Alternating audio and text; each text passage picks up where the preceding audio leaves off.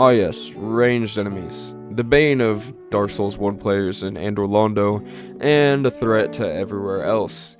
In this video, we'll go over how ranged enemies have evolved from Dark Souls 1 to Dark Souls 3, and even then to Elden Ring. And at the end, decide which is best and rate each game out of 10. The ranged enemies I'll be using in this video are largely soldiers with crossbows, as they're the most consistent throughout the series and are a good encompass of ranged enemies in each installment.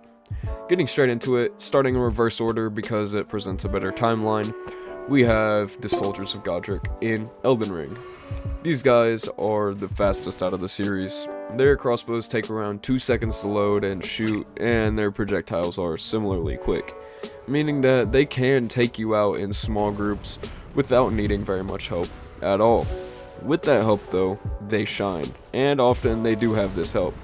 Elden Ring places them in careful locations, usually behind the big enemies, and in this clip, it presents this as there are 4 of them placed behind a troll.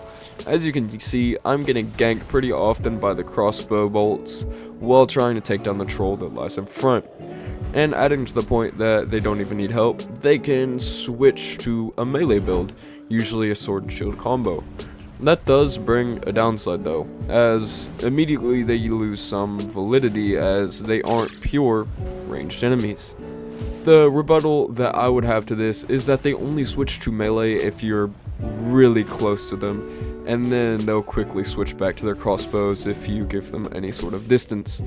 They pose a great threat, and in my opinion, Miyazaki did these ranged attackers very well. Moving on to Dark Souls 3, we have the hollow crossbow soldiers. These guys waltz the corridors of the Lothric Castle and Faerun Keep, and are a good challenge for early game players. While they don't match the speed of Godric soldiers as far as shooting goes, they make up for it in good placement. This scene on the Lothric Castle embodies just how well these guys are placed. The spear soldiers are placed in front of them and they're tough, but even harder when paired with the crossbow hollow in the back that keeps consistently laying down a line of fire. They also do much more poise damage than Godric soldiers from Elden Ring, meaning that they can break your stance if you aren't careful. They are also true ranged attackers, as they do not switch to melee because they have none. They instead will be backed away if confronted and attempt to keep their distance. They are incredibly slow movers though, meaning that once you defeat the rest of the army, they fall short of being a real threat, even to early game players. These are undoubtedly easier than their Elden Ring counterpart, being slower and hurt slightly less, but are also more of true ranged attackers, and are similarly thoughtfully placed. They pose a decent threat, and Miyazaki really used placement well with these guys. Now for the final game, we have Dark Souls 1 and the hollow crossbow soldiers of this game. These guys are found primarily in Undead Burg and locations with castles. These guys are the slowest out of all the games. Not only is their reload and shooting speed fairly slow, their projectiles are laughably slow compared to the other games. They're less of a ranged threat than the actual melee soldiers with fire pots. Their placement is very good though, as seen in this clip from Rabid Retrospect Games, with the crossbow soldier sitting on a ledge, providing it ample space to shoot, and also has a pit of enemies below it. Go sub to Rabid Retrospect Games, by the way. And there is a saving grace to their ranged attackers. Since Dark Souls 1 is just slow in general, your roll is slower, meaning most enemies attack pretty slow. So it would make sense out of all the games in the series, these hollow crossbowmen are the slowest. Miyazaki did a good job with these guys, and the only thing that makes them seem lesser is the game being older, meaning you have older technology. Before we get into the ratings though, I would just like to say, if you've liked the video so far, some engagement would really help. Anything like a like or sub. And if you even don't like this video, you can dislike it. But going into the ratings, starting off with Dark Souls 1, This game's interpretation of ranged attackers was great for when it came out, but it just can't hold up when compared to Dark Souls 3 and Elden Ring.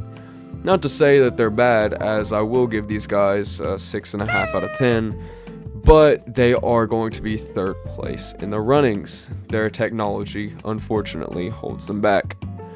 And next, we have Dark Souls 3. This game's interpretation of ranged attackers were and still are great. They have great replacement, and they're still true ranged attackers, and are difficult to deal with in sticky situations. The reason I put them above Dark Souls 1 is that their projectiles are better and feel less clunky because they have actual speed to them. I'm giving these guys a solid 8.5 out of 10, but we have one left, and I'm not exactly just gonna spoil who wins just yet. Finally, we have Elden Ring. This game's interpretation of ranged attackers were great. They have great placement and are even more difficult to deal with. The thing dragging them down is that they are not pure ranged attackers. They do have a melee build that they will often switch to. That being said, I give Elden Ring a, drumroll please, 9 out of 10. Surprise, surprise. The only thing keeping them down from a 9.5 or even potentially a 10 is the fact that they aren't pure ranged. This is not the end though. This is the second installment in the series, particularly about how each archetype has evolved in each game. There will be 7 archetypes videos before I make a 30 to 40 minute video going over enemies in general in the Souls-like series. So if you want to stay tuned or give me some feedback in my next videos, becoming a sub and hitting the notification bell would help greatly. That'll be all. It's been a blast. I'll see ya.